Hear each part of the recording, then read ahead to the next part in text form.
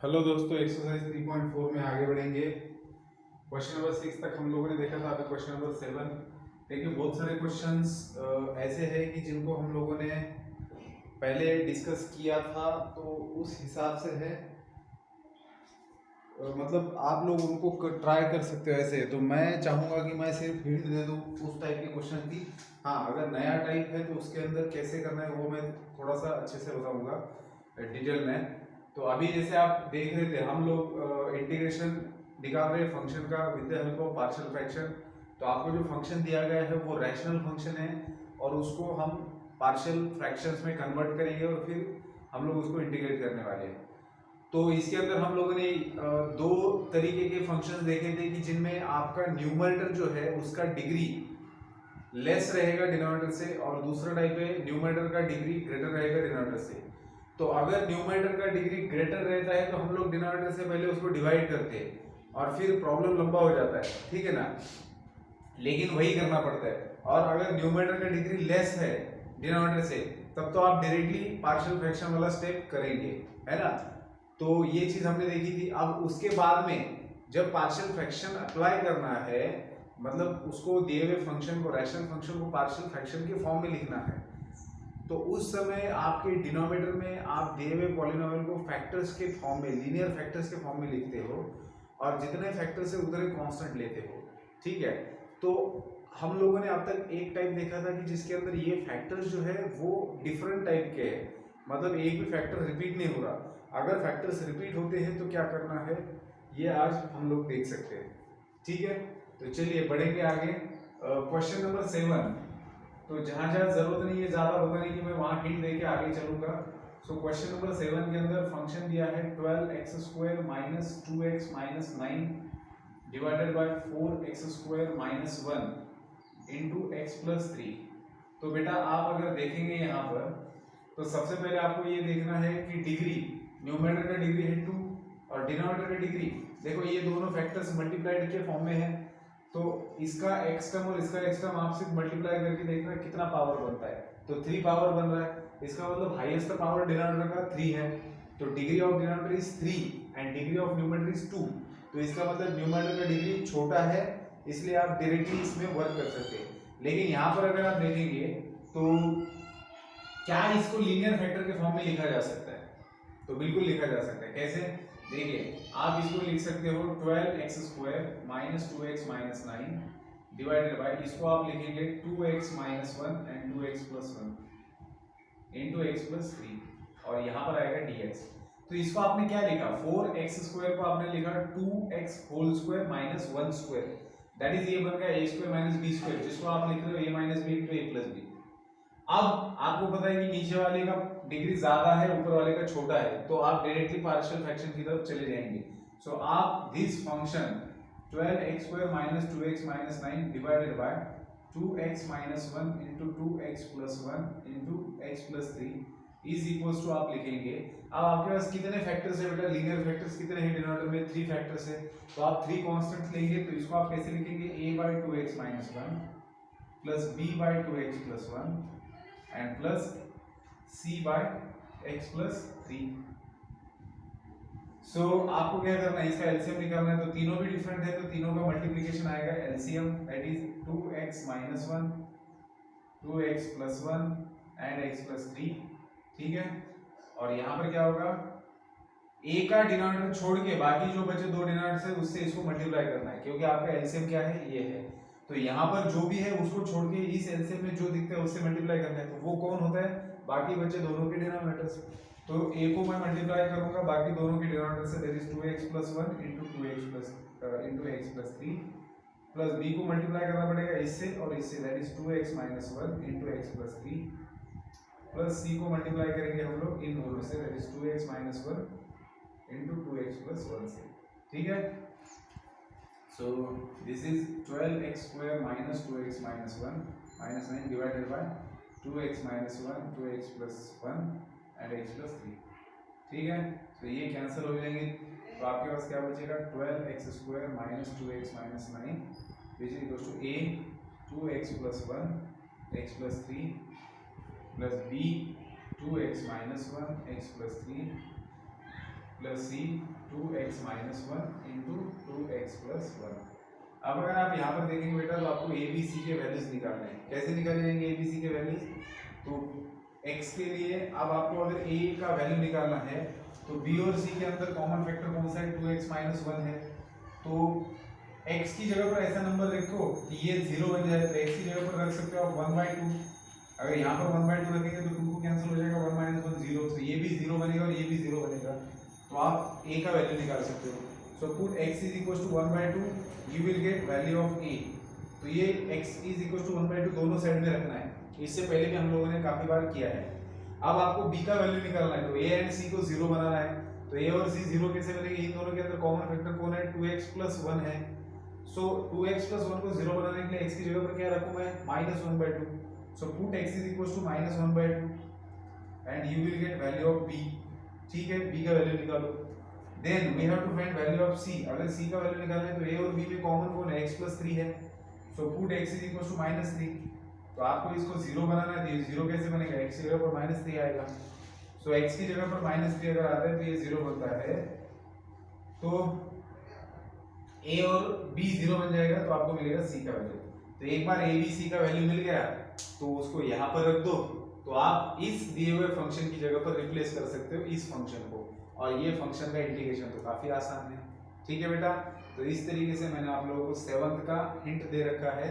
मतलब maximum problem मैंने solve किया, बस आपको अभी कैलकुलेशन करना है और फॉर्मेलिटीज कंप्लीट करनी है। ठीक है, तो पार्शियल फ्रैक्शन वाले एग्जांपल में आप a b c के वैल्यूज कैसे निकालते हो, अगर यहाँ पर गलती कर देते हो तो पूरा एग्जांपल गलत हो सकता है। ठीक है, तो कैलकुलेशंस करते समय ध्यान से कैलकुलेशंस करना है। चलिए अब आगे बढ़ेंगे, क्वेश्चन नंबर 8 को सॉल्व करते हैं।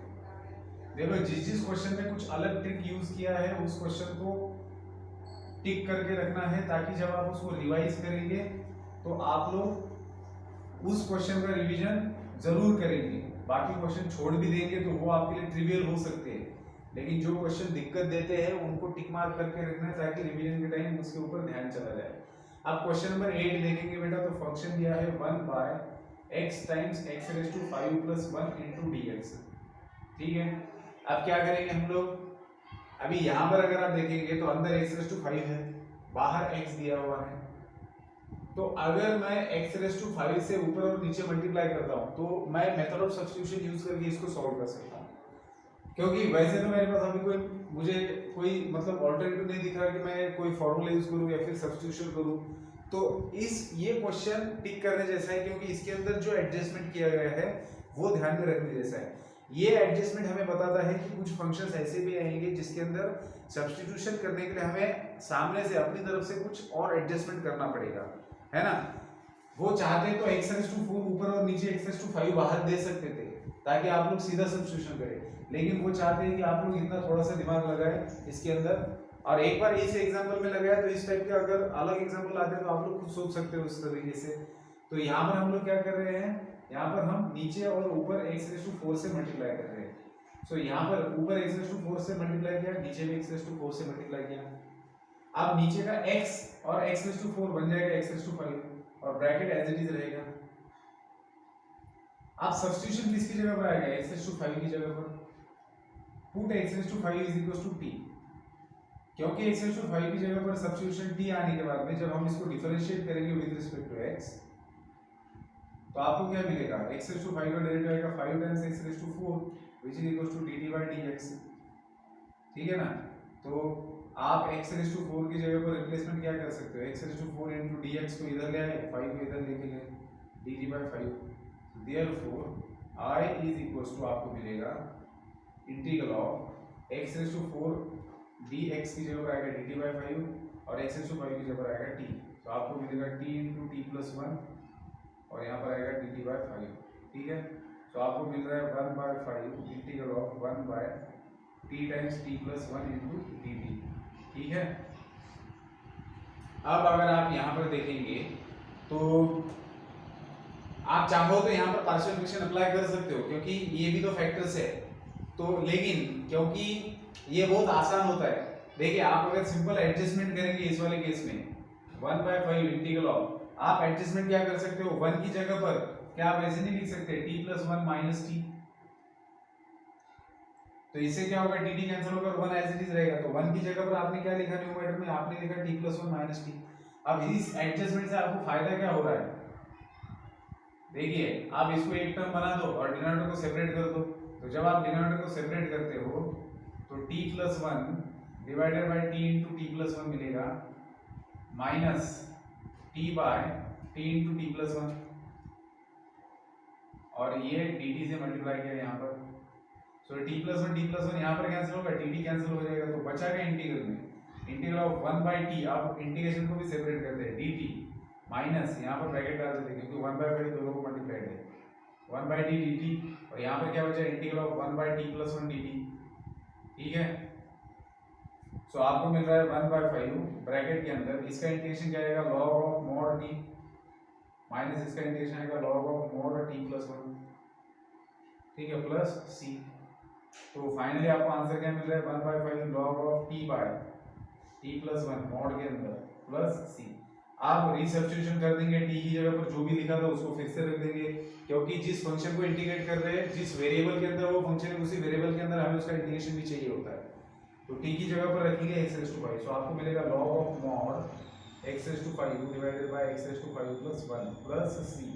ठीक है, सो इस तरीके से क्वेश्चन नंबर 8 का सॉल्यूशन आया है।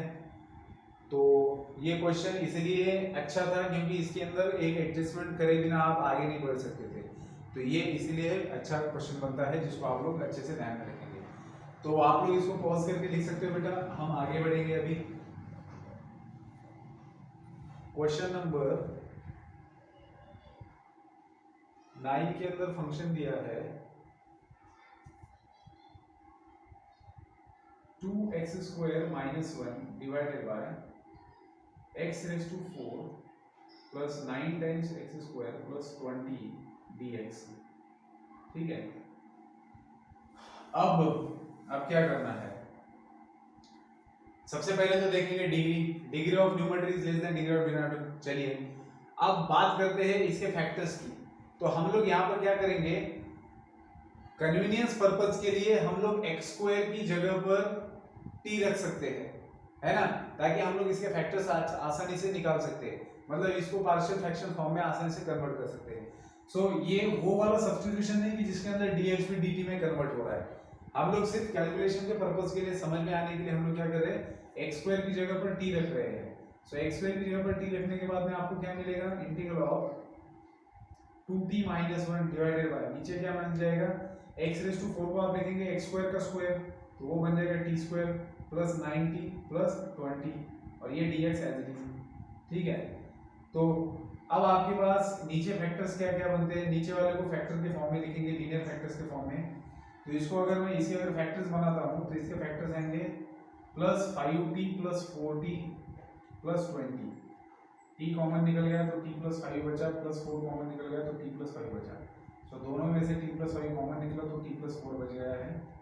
तो डिनोमिनेटर में आप t + 5 × t + 4 लिखेंगे और dx एज इट इज, क्योंकि मैंने उस टाइप का सब्स्टिट्यूशन नहीं किया है, सिर्फ कैलकुलेशंस आसानी से करने के लिए मैंने x² की जगह पर t रखा है।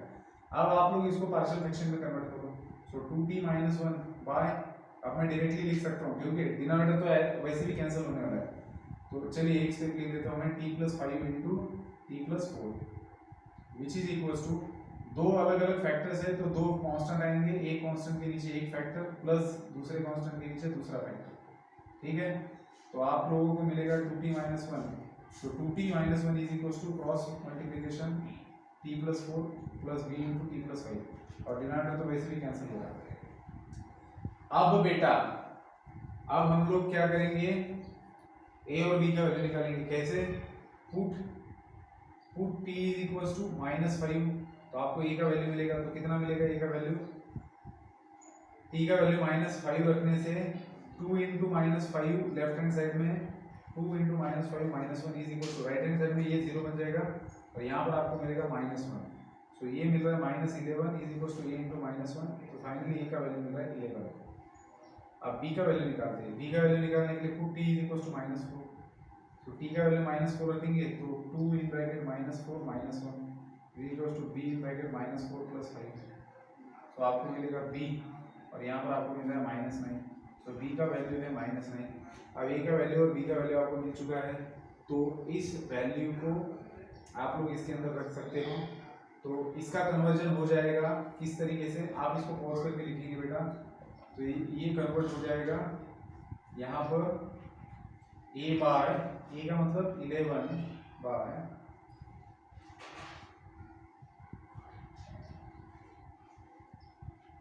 t+5 प्लस b का वैल्यू है -9 बाय t+4, और यहाँ पर मात्र dx ही है, ठीक है। तो इसको ध्यान में रखना, यहाँ पर dx ही आ रहा है। अब मैं इसको हटा देता हूँ। तो अब अगर मुझे इसको इंटीग्रेट करना है, 11 को बाहर लिया, तो मुझे t के जगह पर ओरिजिनल वेरिएबल रखना पड़ेगा जो है x² + 5।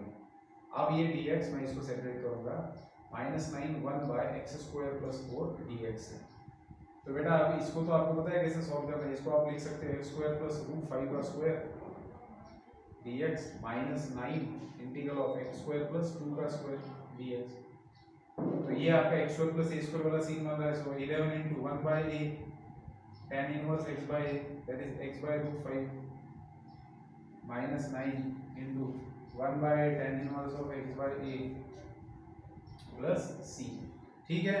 सो इस तरीके से हमारा सॉल्यूशन मिला है हमें क्वेश्चन नंबर 9 का। तो समझ में आई बात क्या किया हमने। शुरुआत में हमने x² की जगह पर t इसलिए रखा क्योंकि हमें कैलकुलेशंस करने में कोई दिक्कत ना हो, ठीक है। आप डायरेक्टली भी कर सकते थे, ऐसी कोई दिक्कत नहीं थी। अब ये क्वेश्चन नंबर 10 डिस्कस करेंगे। सो क्वेश्चन नंबर 10 के अंदर फंक्शन है हमारा दिया हुआ x² + 3 divided by x² - 1 x² - 2 dx। तो बेटा यहाँ पर अगर आप देखेंगे तो डिनोमिनेटर का डिग्री ज्यादा है न्यूमरेटर से, तो डायरेक्टली पार्शियल फ्रैक्शन के लिए जाना है हमें, डिवीजन का सवाल पैदा नहीं होता, ठीक है ना। डिनोमिनेटर का डिग्री कैसे ज्यादा है, इसका पहला टर्म और इसका पहला टर्म मल्टीप्लाई करो, x⁴ मिल रहा है, तो हाईएस्ट पावर 4 है और इसका हाईएस्ट पावर 2 है। अब यहाँ पर भी ये भी सेम तरीके से सॉल्व करना है। शुरुआत में आप x² की जगह t रख दो, तो आपको इंटीग्रल मिल जाएगा t+3, और डिनोमिनेटर में आपको मिलेगा t-1 और t-2। तो ये dx एज इट इज रहेगा। आप इसको पार्शियल फ्रैक्शन में कन्वर्ट करो, पार्शियल फ्रैक्शन में कन्वर्ट करने के बाद a एंड b का भी वैल्यू निकालो, जिसको आप यहाँ पर रख दो, और एक बार आप यहाँ पर रखेंगे तो उसके बाद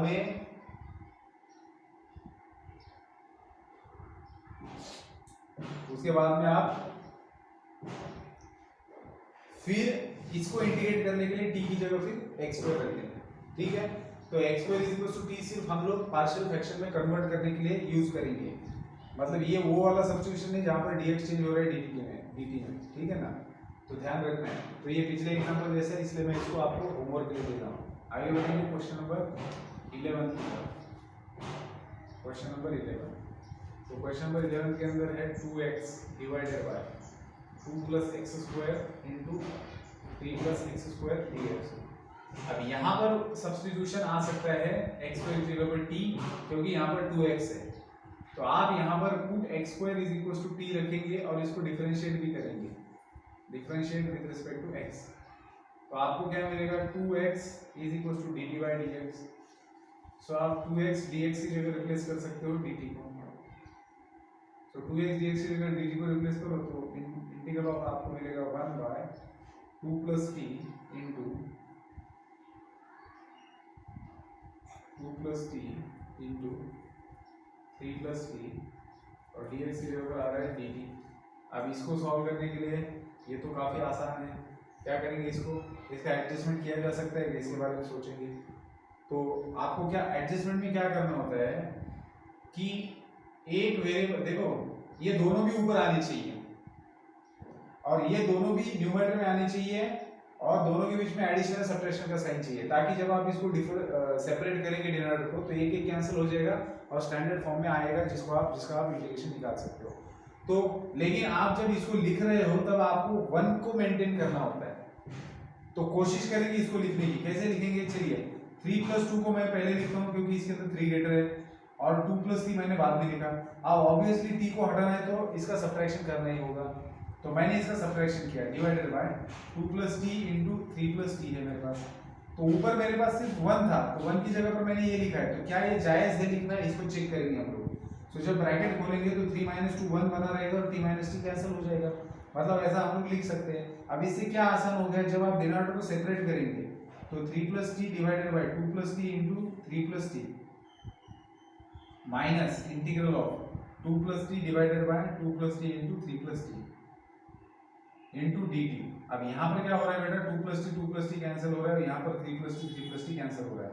तो 1 बाय 2 प्लस टी का इंटीग्रल आपको पता है log of mod 2 plus T और माइनस यहाँ पर आएगा log of mod 3 plus T और यहाँ पर आएगा प्लस सी। तो t की जगह पर आप क्या रख सकते हो, t की जगह पर आप x स्क्वायर रख सकते हो आप लास्ट में। ठीक है, तो ये आसान था इस तरीके से। सिर्फ यहाँ पर ध्यान में आना चाहिए था कि x स्क्वायर की जगह पर आपको सब्स्टिट्यूशन करना है यहाँ पर। चलिए आगे बढ़ेंगे क्वेश्चन नंबर 12 की तरफ।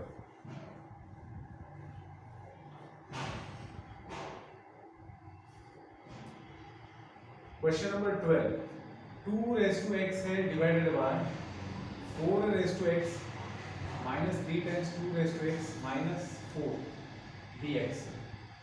अब बेटा अगर इसको देखेंगे तो सबसे पहले तो जहन में ये आना चाहिए कि हम लोग यहाँ पर सब्स्टिट्यूशन करके देख सकते हैं और आफ्टर सब्स्टिट्यूशन आपको डिसाइड करना है कि क्या करें, पार्शियल फ्रैक्शन यूज करें या फिर कुछ और यूज करें मेथड, क्योंकि हमारे पास काफी सारे मेथड्स अवेलेबल है, तो उनमें से किसको यूज करना है। तो सबसे पहले तो सब्स्टिट्यूशन बनेगा और सब्स्टिट्यूशन किसकी जगह पर आएगा, ऑब्वियसली 2 रेज़ टू x की जगह पर। कैसे, देखिए आपको यहाँ पर दिख रहा है 2 रेज़ टू x है, 4 रेज़ टू x को आप लिख सकते हो 2 रेज़ टू x का square minus 3 times 2 raise to x minus 4 dx। अब 2 रेज़ टू x की जगह पर अगर आप सब्स्टिट्यूशन करेंगे t, तो इसको डिफरेंशिएट करने के बाद आपको मिलेगा differentiating with respect to x, so आपको मिलेगा 2 raise to x into log 2 which is equal to dt by dx। तो आपको 2 रेज़ टू x dx की जगह पर रिप्लेसमेंट चाहिए, सो 2 रेज़ टू x dx बन जाएगा 1 बाय log 2 dt। ठीक है, सो 2 रेज़ टू x dx की जगह पर ये रिप्लेसमेंट आएगा और 2 रेज़ टू x की जगह पर t आएगा, so therefore r is equal to integral of आपको मिलेगा 1 by t square minus 3t minus 4 और यहाँ पर आपको मिल रहा है 1 by log 2 dt। So 1 by log 2 को आप बाहर लेंगे तो ब्रैकेट के अंदर आपके पास बचेगा, इसको आप फैक्टराइज करो, t square minus 3t minus 4, सो इसको आप लिख सकते हो t square minus 4t plus 1 minus 4। सो ये फैक्टर्स बनेंगे t minus 4 plus 1 t minus 1। सो t माइनस 4 को कॉमन ले लो, ब्रैकेट के अंदर बचेगा t प्लस 1। तो t minus 4 into T plus 1 है आपके पास dt। अब आप लोग इसका भी एडजस्टमेंट कर सकते हो। कैसे, देखिए अगर सिंपल टाइप के लीनियर फैक्टर से कोएफिशिएंट कुछ भी नहीं है तो आप एडजस्टमेंट करने के ऊपर ही जोर देना। मैं इसको हटा देता हूँ, ठीक है, यहाँ तक ये तो हो चुका है हमारा। अच्छा, ये सबको हटाया जा सकता है, यहाँ पर हम लोग सॉल्व कर सकते हैं। तो आगे अगर आप देखेंगे बेटा तो 1 बाय log 2 एडजस्टमेंट कैसे करेंगे, दोनों को भी लिख डालना है पहले तो t माइनस 4 और t प्लस 1 को लिखा है। अब डिवाइडेड बाय आपके पास है t minus 4 into T plus 1 dt। अब अगर आप देखेंगे बेटा तो इसमें से इसको सेपरेट करेंगे तो t तो हट जाएगा, लेकिन -5 आ रहा है और आपको क्या चाहिए, 1 चाहिए। तो आपको इसको 1 बनाने के लिए माइनस, देखो जब आप इसमें से इसको सब्ट्रैक्ट करेंगे तो -5 से आपको डिवाइड करना पड़ेगा बाहर, क्योंकि -5 से डिवाइड करने के बाद ही यहाँ पर 1 आ सकता है। तो इससे अच्छा है कि हम t प्लस 1 में से t माइनस 4 को सब्ट्रैक्ट करें, तो t प्लस 1 और यहाँ पर t माइनस 4 कर देते। तो अगर इसमें से इसको मैं सब्ट्रैक्ट करता हूँ तो t कैंसिल हो जाएगा और 5 बना रहेगा यहाँ पर। तो इस 5 को एडजस्ट करने के लिए मैं क्या करूँगा, मैं यहाँ पर इंटू 1/5 करता हूँ, क्योंकि क्या हो जाएगा, ऊपर सिर्फ 1 था और 1 की जगह पर मैंने जो एडजस्टमेंट किया इसकी वजह से यहाँ पर 5 आने वाला है। तो ऊपर 1 था, यहाँ पर 5 आएगा, तो ये 5 इसके साथ में कैंसिल होकर 1 ही बना रहेगा। तो एडजस्टमेंट मैंने इसके साथ में ये वही एडजस्टमेंट किया है, तो इस 5 को बाहर लिया जाएगा तो आपको मिलेगा 1/5 log 2। और अब न्यूमरेटर आप डिनोमिनेटर को सेपरेट करो, तो जब आप डिनोमिनेटर को सेपरेट करेंगे तो क्या मिलेगा, t minus 4 into T plus 1 dt minus integral of t minus 4 divided by t minus 4 into T plus 1 dt। So t minus 4 इसके साथ में कैंसिल हो गया, t प्लस 1 इसके साथ में कैंसिल हुआ। तो अब आप लोग इसको इंटीग्रेट कर सकते हो, तो इसका इंटीग्रेशन क्या बनेगा, 1/5 टाइम्स log 2 ब्रैकेट के अंदर इसका इंटीग्रेशन आएगा log of t t minus 5 mod log of mod t minus 5 t minus 4 minus log of mod t plus 1 plus c, ठीक है। So this is nothing but what 1/5 log 2 log of mod t minus 4 divided by t plus 1 plus c। अब t की जगह पर आप क्या लिखेंगे बेटा, t की जगह पर आप लिख सकते हो x स्क्वायर। सो फाइनली आपको मिल रहा है 1/5 log 2 log of x square minus 4 divided by x square plus 1 plus c, ठीक है। सो ये था क्वेश्चन नंबर 12 का सॉल्यूशन। चलिए बेटा मैं आगे के क्वेश्चंस लिखता हूँ, फिर हम लोग उसको डिस्कस करेंगे। चलिए बेटा आगे बढ़ेंगे। Question number 13। क्वेश्चन नंबर 13 के अंदर सबसे पहले देखना है आपको कि डिग्री क्या है न्यूमरेटर का। सो न्यूमरेटर में तो लीनियर पॉलिनोमियल है तो डिग्री 1 है उसका, और डिनोमिनेटर के अंदर अगर आप देखेंगे तो इसको अगर एक्सपांड करेंगे तो x स्क्वायर मिलेगा, और x स्क्वायर से इसको मल्टीप्लाई करेंगे तो 3 डिग्री आ रहा है। मतलब न्यूमरेटर का डिग्री लेस है डिनोमिनेटर से, तो डायरेक्टली पार्शियल फ्रैक्शन के लिए जा सकते हैं। लेकिन यहाँ पर अगर आप देखेंगे तो नेक्स्ट केस आ रहा है आपके सामने। देखो डिनोमिनेटर के अंदर जो पॉलिनोमियल आ रहा है उसके जब आप फैक्टर्स बनाएंगे तो लीनियर फैक्टर्स नॉन रिपीटेड हो सकते हैं या फिर कुछ फैक्टर्स रिपीटेड हो सकते हैं, और linear factor with quadratic factor भी आ सकते हैं। तो ये 3 केस बनते हैं, ठीक है। मैं आपको बता रहा हूँ कि जब इससे पहले वाला एग्जांपल देखे थे तो उसके अंदर जब हम डिनोमिनेटर की बात करते थे तो डिनोमिनेटर के अंदर हमें डिफरेंट लीनियर फैक्टर्स मिलते थे। जितने भी रहो, 2 रहो, 3 रहो, 4 रहो, वो सारे अलग अलग होते थे। तो जितने भी लीनियर फैक्टर्स है अलग अलग, उनके लिए हम लोग उतने कांस्टेंट लेते थे। यहाँ पर एक बात तो फिक्स है कि जितने भी फैक्टर्स रहेंगे लीनियर फैक्टर्स उतने कांस्टेंट आपको लेने हैं, ठीक है। तो चाहे वो रिपीटेड हो या फिर डिस्टिंक्ट हो। अब इस वाले एग्जांपल में अगर आप देखेंगे तो इसको टिक करके रखना, क्योंकि ये अलग वेरिएशन वाला है, अलग टाइप है इसका। क्या टाइप अलग है, तो इससे पहले के जितने भी एग्जांपल थे 12 तक, उसके अंदर आपके जो डिनोमिनेटर के अंदर फैक्टर्स थे वो सारे के सारे डिस्टिंक्ट फैक्टर थे, ठीक है। अब यहाँ पर आपका सेकंड टाइप आ रहा है कि इसके अंदर आपका फैक्टर रिपीट हो रहा है, क्योंकि x प्लस 1 का होल स्क्वायर है, मतलब x plus 1 into x plus 1 आ रहा है। तो ऐसी सिचुएशन में आप इसका पार्शियल फ्रैक्शन कैसे बनाते हैं, ये यहाँ पर ध्यान में रखने वाली बात है। सो पार्शियल फ्रैक्शन के लिए अब हम जा रहे हैं। So 3x minus 2 divided by x plus 1 whole square x plus 3, ठीक है। सो बेटा ये तो बात तय है कि आपके पास 3 फैक्टर्स है जिसके अंदर एक फैक्टर रिपीट हो रहा है, मतलब एक फैक्टर फिर से आया है। तो कांस्टेंट तो 3 ही आएंगे, लेकिन लिखने का तरीका समझ लेना है। पहले a divided by x plus 1 एक फैक्टर लिया जाएगा, जो रिपीट हो रहा है उसको एक बार लिया। अब जब मैं दूसरा कांस्टेंट लिखने जा रहा हूं तब मुझे x प्लस 1 का स्क्वायर लिखना है, इसको भूलना नहीं है, ठीक है ना।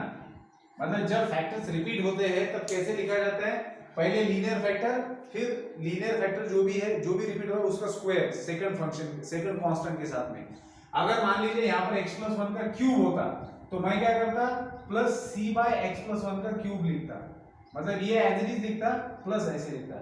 अगर x प्लस 1 रेज टू 4 होता तो plus d divided by x plus 1 whole raise to 4। मतलब अगर x प्लस 1 रेज टू 4 होता तो a बाय x प्लस 1 पहले आता, फिर b by x plus 1 whole square आता, फिर c by x plus 1 whole cube आता, फिर d by x plus 1 whole raise to 4 आता। समझ में आई बात? तो इस तरीके से है ये। तो अभी तो हमारे पास सिर्फ x प्लस 1 का स्क्वायर है, तो हम लोगों ने इसको ऐसे लिखा है। नेक्स्ट आएगा, लास्ट कांस्टेंट आएगा c divided by x plus 3, क्योंकि 3 फैक्टर्स है, 3 फैक्टर्स है तो 3 कांस्टेंट आएंगे, लेकिन एक फैक्टर रिपीटेड है तो उसको कैसे लिखना है ये देख लो आप लोग, ठीक है।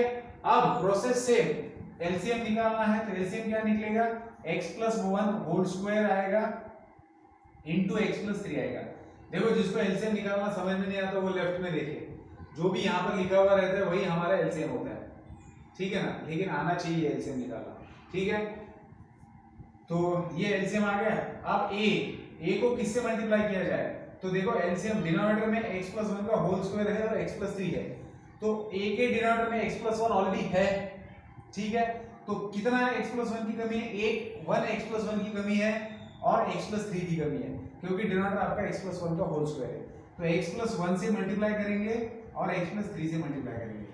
अब b को किससे मल्टीप्लाई करना है, तो b के डिनोमिनेटर में already x plus 1 whole square है, मतलब इसमें से x plus 1 whole square already उसके पास है, सिर्फ इसके डिनोमिनेटर में किसकी कमी है, x+3 की कमी है, सो x+3 से मल्टीप्लाई करेंगे, सो x+3 से इसको मल्टीप्लाई किया प्लस c, प्लस यहाँ पर c। अब c को किससे मल्टीप्लाई करना है, तो c के नीचे x+3 है, क्या नहीं है, x+1 होल स्क्वायर नहीं है, सो x+1 होल स्क्वायर से मल्टीप्लाई करेंगे, और यहाँ पर तो 3x - 2 divided by as it is, so ये इसके साथ में कैंसिल हो जाएगा, तो आपके पास बचेगा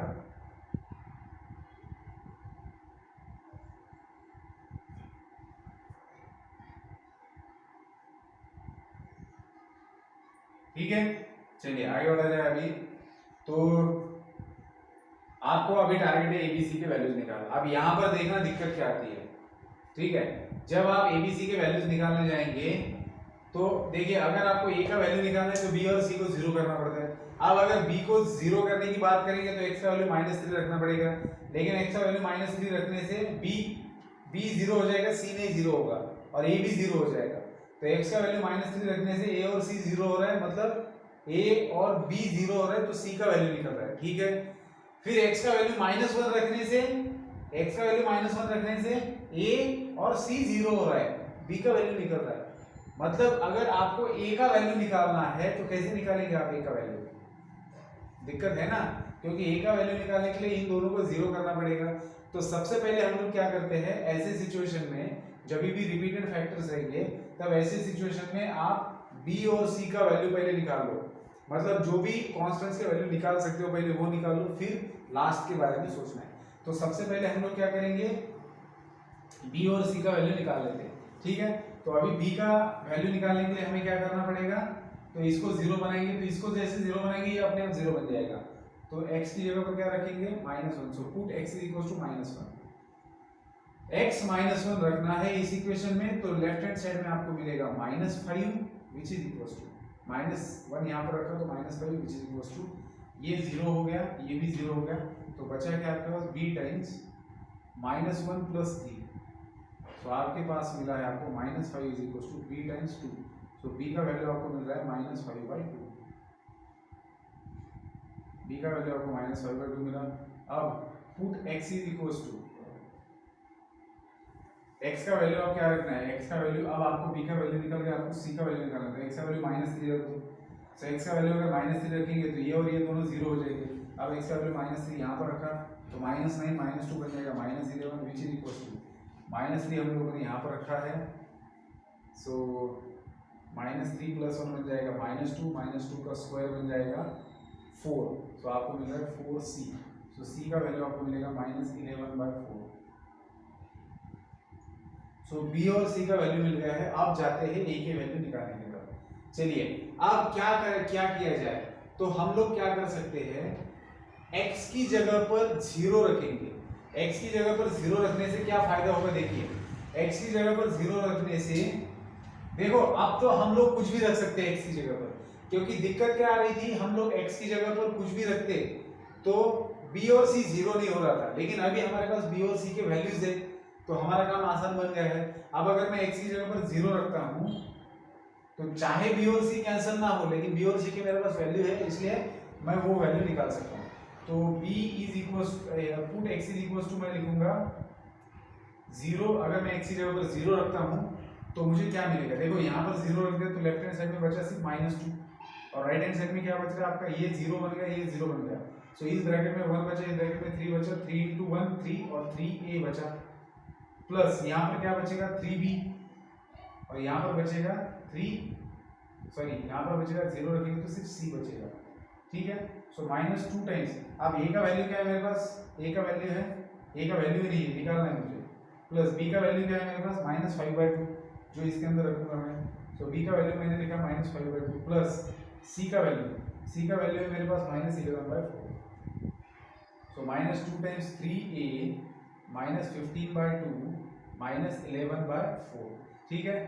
सो एक काम करता हूँ, मुझे 3 का a का वैल्यू निकालना है, तो 3a को मैं लेफ्ट में ले या फिर 3a को इधर ही रखकर इन दोनों को लेफ्ट में ले आता हूँ, तो फाइनली मुझे क्या मिलेगा, 3a इज इक्वल्स टू, मुझे मिलेगा -2, और इसको अगर मैं इधर ले आता हूँ तो +15/2 +11/4, ठीक है।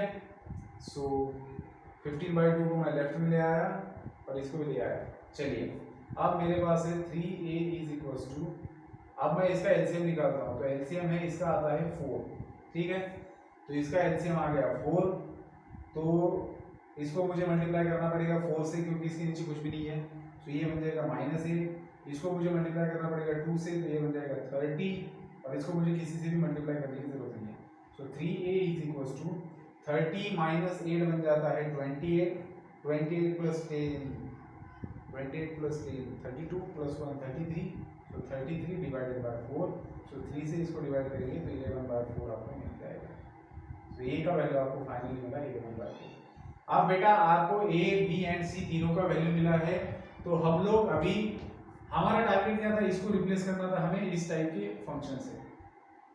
तो अभी ए बी और सी की जगह पर वैल्यू रख देंगे और फिर देखेंगे आगे क्या हो सकता है। चलिए सो अभी ए बी सी के वैल्यूज मिले, बाकी सबको मैं हटा देता हूँ।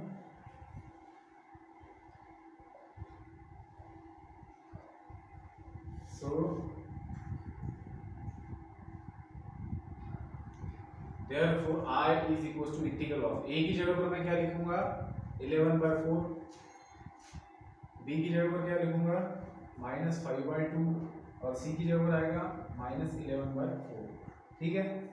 सो यहाँ पर मैं बेटा 11/4 को बाहर निकाल लेता हूँ, 1/x + 1 dx, -5/2 बाहर निकल गया, 1 इसका होल स्क्वायर बनाओ x plus,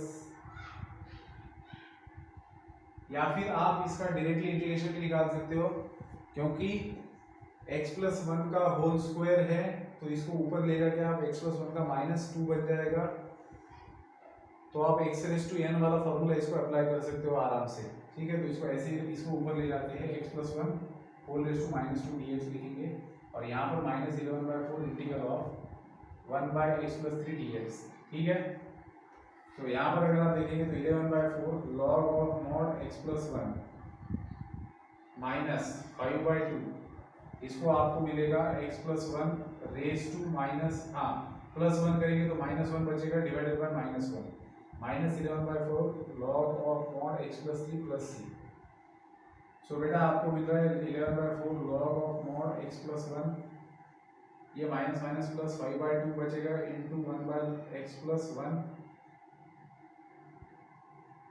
-11/4 log of mod x + 3 + c, ठीक है।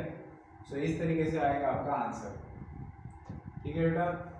तो ये था क्वेश्चन नंबर 13 का सॉल्यूशन। तो 13 के अंदर हम लोगों ने डिफरेंट टाइप देखा है, जिसमें हमें क्या पता चला है कि अगर फैक्टर्स रिपीट होता है तो कैसे एग्जाम्पल को सॉल्व किया जाएगा, ठीक है ना। तो आप लोग इसको एक बार आंसर चेक कर लेता हूँ, ठीक है, सही है।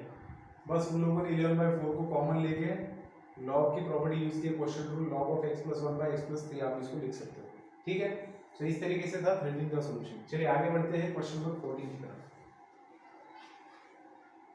तो समझ में आया आपको, रिपीटेशन जब होता है रूट्स का तो कैसे सॉल्व किया जाएगा। अब सिर्फ एक ही टाइप बचा है इसके अंदर, फिर बाकी कोई भी आप एग्जांपल सॉल्व कर सकते हो। अब नेक्स्ट है question number 14। So question number 14, let i be equals to, आपका फंक्शन क्या है 5x² + 20x + 6 divided bye x³ + 2x² + x dx, ठीक है। सो अभी इसको क्या किया जाएगा, सबसे पहले तो न्यूमरेटर का डिग्री लेस है डिनोमिनेटर से, ओके कोई दिक्कत नहीं। अब अगर आप देखेंगे तो 5x² + 20x + 6 न्यूमरेटर में है, डिनोमिनेटर में इसमें से अगर x को कॉमन लिया जाएगा तो x² + 2x + 1 बचेगा, ठीक है। और ये क्या है, ये किसका एक्सपांशन है, ये एक्सपांशन है x + 1 का होल स्क्वायर। तो समझ रहे हो अभी आप, मतलब आपके पास 3 फैक्टर्स है जिसके अंदर एक रिपीटेड है, तो इसका पार्शियल फ्रैक्शन में कन्वर्जन कैसे होगा। So 5x² + 20x + 6 divided by x × x + 1 whole square. तो इसको आप लिखेंगे a/x + b/x + 1 + c/x + 1 whole square, ठीक है। और अब आप लोग क्या करेंगे, एलसीएम निकालेंगे। सो 5x² + 20x + 6 is equal to, आपको पता है a को किससे मल्टीप्लाई करना है, क्योंकि a के नीचे x है और एलसीएम क्या आता है इसका, एलसीएम आता है x × x + 1 होल स्क्वायर।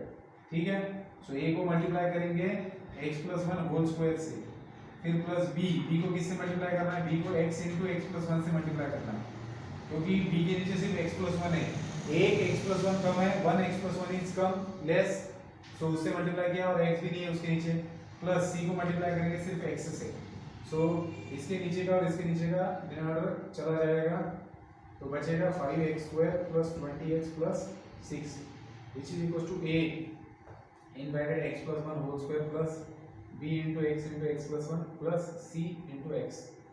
अब आप लोगों को निकालना है abc की वैल्यूज। कैसे निकालेंगे abc की वैल्यूज, तो x की जगह पर सब्स्टिट्यूशन करेंगे। सबसे पहले x की जगह पर 0 सब्स्टिट्यूट करते हैं तो इसका काम तमाम हो जाएगा इन दोनों का भी। ठीक है, सो पुट x = 0, इसको हटा रहा हूं,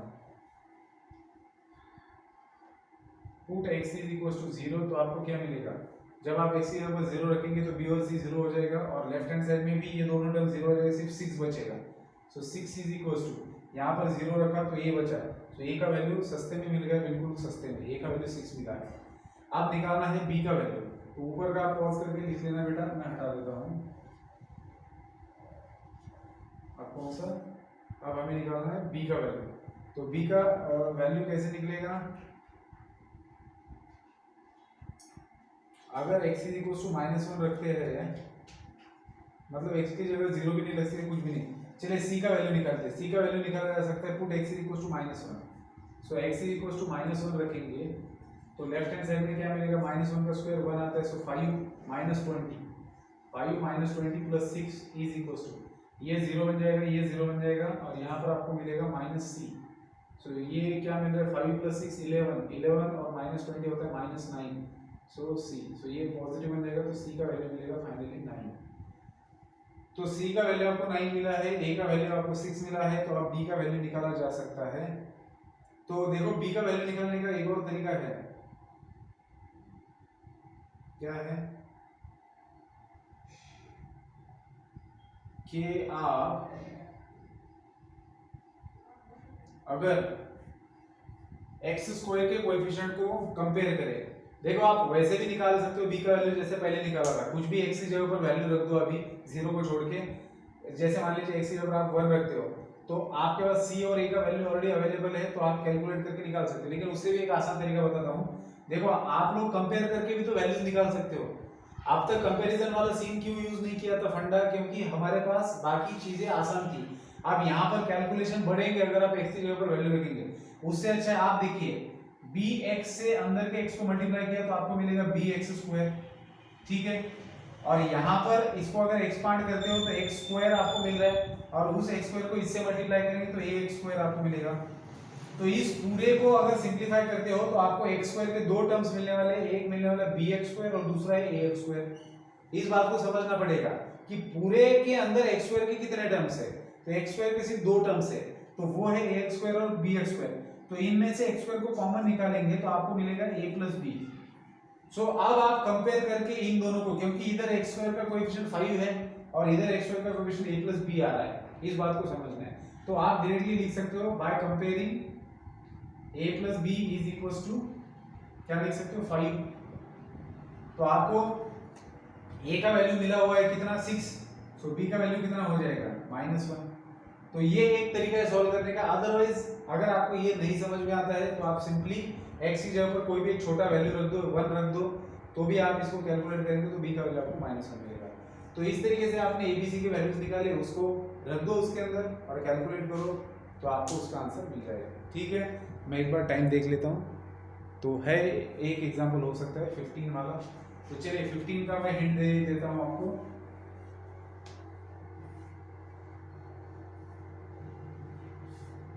सो 15 के अंदर आपका फंक्शन है integral of 1/x times 1 + 4x³ + 3x⁶ dx। ठीक है, अब इसको तो 100% सब्स्टिट्यूशन से सॉल्व किया जाएगा। सिर्फ सब्स्टिट्यूशन क्या करना है इसके बारे में सोचना है। तो बाहर x दिया हुआ है, अंदर x⁵ है, x�6 है, तो इस x रेज टू 6 को लिखा जा सकता है x रेज टू 3 का होल स्क्वायर। और अगर मैं ऊपर x स्क्वायर से मल्टीप्लाई करूं और नीचे x स्क्वायर से मल्टीप्लाई करूं तो ये बाहर का x बन जाएगा x cube. So multiplying numerator and denominator by x square, so नीचे बन जाएगा x cube, x into x square x cube, और ब्रैकेट के अंदर आपको मिलेगा 1 + 4x cube plus 3x cube का स्क्वायर। इसको ऐसे लिखता हूं जानबूझ के, ठीक है। x रेज़ टू 6 को मैंने लिखा क्यूब का स्क्वायर। अब ये x स्क्वायर से क्यों मल्टीप्लाई किया, क्योंकि मैं x क्यूब की जगह पर सब्स्टिट्यूशन करने जा रहा हूं t। तो जब मैं x क्यूब की जगह पर t सब्स्टिट्यूट करूंगा तो x स्क्वायर dx बन जाएगा dt, इसलिए मुझे x स्क्वायर से यहां पर मल्टीप्लाई करना पड़ेगा। तो अब आप सब्स्टिट्यूशन करेंगे, put x cube is equal to t। So जब डिफरेंशिएट करेंगे इसको विद रिस्पेक्ट टू x तो आपको मिलेगा 3 times x square is equal to dt by dx। तो x स्क्वायर dx आपको मिलेगा dt बाय 3, ठीक है। सो x स्क्वायर dx का वैल्यू आपको dt बाय 3 मिलने वाला है। So this is equal to integral of 1 by 3 को कॉमन ले लिया, x स्क्वायर dx बन जाएगा dt, और डिनोमिनेटर में आपके पास है x क्यूब की जगह पर t रखेंगे आप, और ब्रैकेट के अंदर है आपके पास 1 + 4t + 3t square and dx की जगह पर है dt, ठीक है। अब तो काम बन गया आपका। आपके पास ये है क्वाड्रेटिक पॉलिनोमियल, इसको फैक्टराइज करो, 3t square plus 4t plus 1 है, सो 3 into 3 into 1 that is 3, so 3 multiplication आना चाहिए। सो 3t square plus 3t plus 1 t plus 1, तो 3t कॉमन निकालो, t प्लस 1 बचेगा, 1 कॉमन निकालो, t प्लस 1 बच रहा है। सो t प्लस 1 ब्रैकेट के अंदर 3t प्लस 1, ठीक है ना। सो t plus 1 into 3t plus 1 है इसके फैक्टर्स, तो आप इसको लिख सकते हो 1/3 integral of 1/t into t plus 1 into 3t plus 1। अब इसके आगे को सॉल्व करवाके देने की जरूरत नहीं पड़नी चाहिए ऐसे मुझे लगता है। सिंपल क्या करेंगे, 3 फैक्टर्स है तो इसको पार्शियल फ्रैक्शन में कन्वर्ट करेंगे, इसको आप लोग लिख लेना, ठीक है। सो सिंपली इसको क्या कर सकते हो आप लोग, आपको मिला है 1/3 is equal to integral of 1/t times t plus 1 into 3t plus 1, ठीक है, dt। तो 1/t into t plus 1 into 3t plus 1 है, तो इसको आप a/t plus b/t plus 1 plus c/3t plus 1 लिखेंगे। अब जब एलसीएम निकालेंगे तो 1 इज इक्वल टू मिलेगा a into t plus 1 into 3t plus 1 plus b into t into 3t plus 1 plus c into t plus 1, ठीक है। तो अब आपको a b c के वैल्यूज निकालने हैं और उसको सब्स्टिट्यूट करना है यहाँ पर।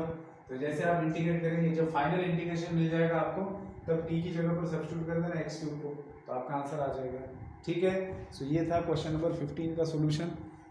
तो क्वेश्चन नंबर 16 अलग टाइप का क्वेश्चन है, और इस क्वेश्चन में बेसिकली क्या होता है, मैं थोड़ा सा हिंट दे देता हूँ कि 16 के अंदर जो आपको इंटीग्रल दिया है 1/x³ - 1 x³ - 1 dx, ये दिखने में बहुत आसान है लेकिन आसान तरीके से सॉल्व नहीं होगा ये, ठीक है ना। x³ - 1 है, अगर आप इसको इसका फैक्टराइजेशन फॉर्म में इसके फैक्टर्स लिखेंगे तो x - 1 एंड x² + x + 1 आएंगे।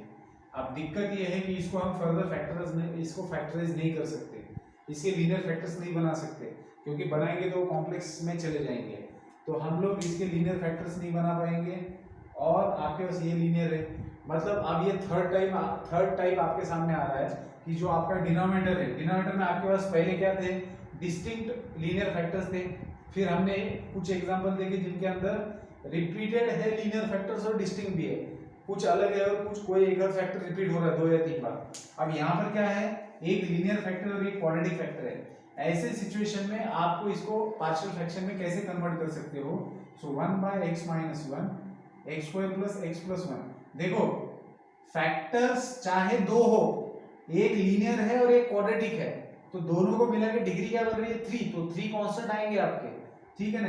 लीनियर फैक्टर, जब लीनियर फैक्टर जितने थे उतने हम लोग क्या लेते थे, कांस्टेंट लेते थे। अब यहाँ पर लीनियर फैक्टर 1 है लेकिन क्वाड्रेटिक 1 है, तो क्वाड्रेटिक के लिए आपको 2 फैक्टर्स लेने हैं। अगर क्यूबिक रहता तो 3 लेते, समझ रहे हो बात को। तो क्वाड्रेटिक के लिए 2 फैक्टर्स लेने हैं, लेकिन कैसे लेंगे, तो इसका पार्शियल फ्रैक्शन लेते समय आपको a/x - 1 लिखेंगे, लेकिन जो 2 फैक्टर्स आएंगे वो लीनियर फैक्टर्स रहेंगे, bx + c/x² + x + 1, इस तरीके से आपको लिखना है, ठीक है। तो जब हम लोग इसका पार्शियल फ्रैक्शन में कन्वर्जन करते हैं तब इसको ऐसे लिखा जाता है। ये मैंने आपको बताया है, लेकिन ये मैंने ऐसे ही आपको थोड़ा सा ही टाइम बचा था तो बताया। अब मैं इस एग्जाम्पल को अच्छे से डिस्कस करूंगा नेक्स्ट वीडियो के अंदर। तो फिर भी अगर आप लोग इसको देखते हो और अगर खुद से ट्राई करते हो तो कोई दिक्कत नहीं है। बाकी प्रोसेस सेम ही है ABC के वैल्यूज निकालने का। सिर्फ पार्शियल फ्रैक्शन में कन्वर्जन के टाइम आपको जो ABC कांस्टेंट को लिखना है तो लीनियर फैक्टर के लिए एक कांस्टेंट रहेगा, और जो क्वाड्रेटिक फैक्टर है उसके लिए आपको B और C को ज्वाइन करके लिखना है, मतलब उसको लीनियर फैक्टर बना के लिखना है। ठीक है। तो चलिए नेक्स्ट लेक्चर में हम लोग इसको डिटेल में डिस्कस करेंगे, और नेक्स्ट लेक्चर में ये एक्सरसाइज भी खत्म हो जाएगा और उसके साथ में इंडिफिनिट इंटीग्रल भी। ठीक है। तो मिसलेनियस खुद से सॉल्व करते रहना। मिलते हैं नेक्स्ट वीडियो के अंदर, तब तक के लिए गुड बाय।